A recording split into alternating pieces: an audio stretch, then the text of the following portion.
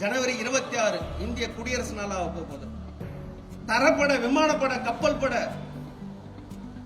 முப்படையும் சேர்ந்து ஜனாதிபதியுடைய தலைமையில கொடியேற்ற போறாங்க. ஆகஸ்ட் 15 1947 சுதந்திரம். ஆகஸ்ட் 15 சுதந்திர நாளை கொண்டாட போறாங்க. யாருடைய தலைமையில? முதல் குடிமகனா இருக்கக்கூடிய ஜனாதிபதியுடைய தலைமையில 2 நாள் கொண்டாட போறாங்க. சுதந்திர நாளை கொண்டாட போறாங்க, குடியரசு நாளை கொண்டாட போறாங்க. அந்த குடியரசு நாள் என்ன நாளுங்கிற மக்கள் கிட்ட சொல்ல மாட்டாங்க. ஒரு மலைய வைக்கா போட்டு மறைக்கிற கதையா இன்னைக்கு நடக்குது. இன்னைக்கு சுதந்திர நாள் போது தொலைக்காட்சி பார்க்கிறோம்.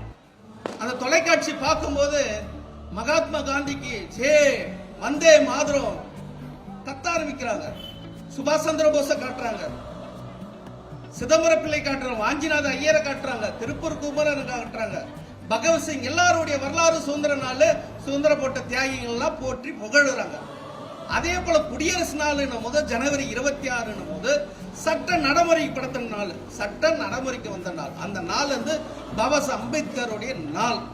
அந்த நாள் ஒரு தொலைக்காட்சியில், ஒரு பள்ளிக்கூடத்தில், ஒரு கல்லூரியில மக்கள் மத்தியில யாரும் பேசவே மாட்டாங்க. பாபா சாஹேப் அம்பேத்கருடைய நாள்ங்கிற சொல்ல மாட்டாங்க. எவ்வளவு இருட்டடிப்பு பேர், எவ்வளவு சூழ்ச்சி பேர், எவ்வளவு தந்திரம் பேர். காந்தியோட போட்டோ வச்சு குடியரசு நாளுக்கு கொடியேற்றுறாங்க. காந்தி எப்போ குடியரசு நாளுக்கு காந்திக்கு என்ன சம்பந்தம் இருக்குது? 1947 ஜனவரி 30 RSS சுட்டு கொண்டுட்டாங்க காந்தியை.